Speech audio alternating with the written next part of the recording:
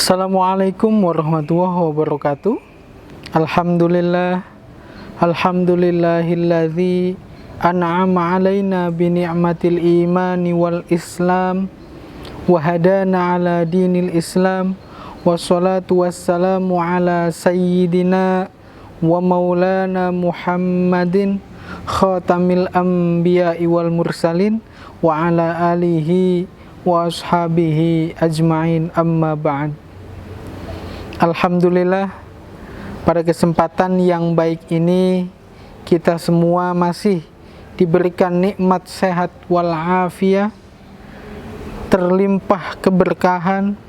Juga mari sama-sama kita berdoa agar apa yang kita lakukan bernilai ibadah dan menjadi catatan amal baik bagi kita semua. Alhamdulillah teman-teman Sobat Insan Cita dan teman-teman mahasiswa UICI dimanapun berada, pada kesempatan kali ini saya ingin mengajak teman-teman untuk membahas, mendiskusikan tentang akidah, tentang akhlakul karimah.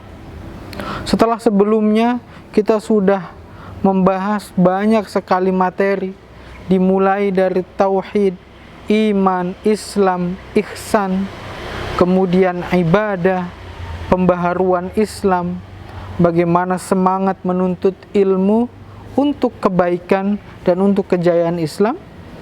Nah, pembahasan kali ini kita akan mendiskusikan lebih dalam tentang akidah akhlak atau akhlakul karimah. Pertanyaan mendasar soal akhlak ini kan etika. Jadi kalau bahasa kita, bahasa orang-orang saat ini, adab, perilaku yang baik itu dari sisi ucapan, tindakan, maupun lain sebagainya. Islam sangat menekankan terhadap akhlak.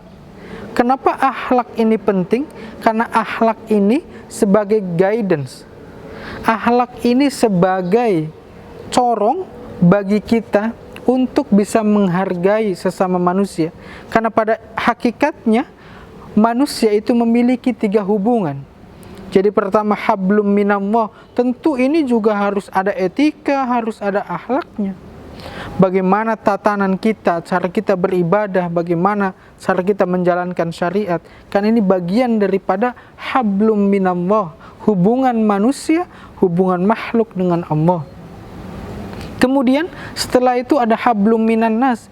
Jadi hubungan antara manusia dengan manusia, tentu ini juga harus dilandasi dengan akhlakul karimah. Kenapa demikian penting tadi yang saya jelaskan, bahwa ini menjadi landasan, ini menjadi fondasi bagi kita, bagi manusia untuk dapat saling menghargai.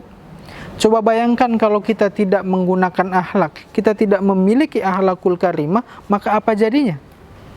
Yang sebelah sini tersinggung, sebelah sana tersinggung, nggak selesai jadinya. Semua ada etikanya, semua ada adab. Demikian pula dengan hubungan kita dengan alam. Jadi hablum minallah, hablum minan nas, ya.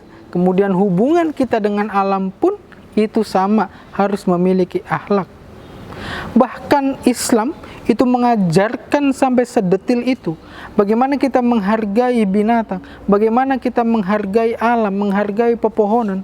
Bahkan kalau orang tua kita zaman dahulu, saya masih ingat betul, itu tidak diperbolehkan membuang air panas langsung ke tanah.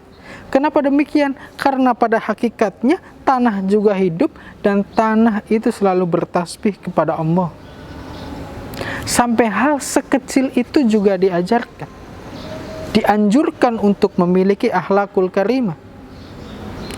Nah, kemudian kita kaitkan dalam konteks kehidupan kita sehari-hari, bahwa kita tadi, ya, dalam hidup kita berhubungan dengan Allah, kita berhubungan dengan manusia, kita berhubungan dengan binatang, dengan alam, dengan pohon dan lain sebagainya. Nah, pada materi kali ini saya ingin mengajak teman-teman untuk memperdalam lagi. Mari kita baca kembali literaturnya, mari kita baca kembali contoh-contoh, mari kita lihat sejarah-sejarah bagaimana nabi, sahabat, Kemudian ada satu kisah menarik. Ada sahabat bertanya kepada Aisyah, "Ya Aisyah, apa sih akhlaknya Nabi?"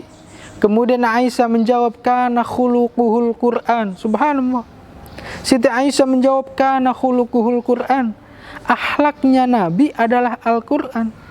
Ini menjadi guidance, ini menjadi acuan bagi kita, karena kita sebagai umat Nabi Muhammad SAW, mudah-mudahan kita semua mendapatkan syafaatnya di yaumil akhir, dan juga karena kita sebagai pecinta, sebagai mahabbah kita kepada Rasulullah, maka kita harus meneladani, termasuk akhlaknya. Karena khuluquhul Quran, akhlaknya Rasul itu Quran. Ini luar biasa. Pertanyaannya adalah, bagaimana kita mau meneladani akhlaknya Rasul kalau kita tidak memahami Al-Quran, tidak memahami hadis? Nah, maka di kesempatan yang baik ini saya ingin mengajak teman-teman semua untuk ayo sama-sama mari kita buka kembali literaturnya, kita pahami kembali sejarahnya, kemudian kita ambil sari hikmahnya, sehingga hal demikian, ilmu-ilmu yang kita dapat ini bisa bermanfaat untuk lain, utamanya untuk diaplikasikan bagi kehidupan kita sehari-hari. Dan tentu ini akan membawa dampak yang luar biasa, tidak hanya bagi kita, tetapi juga bagi masyarakat, bagi yang lainnya.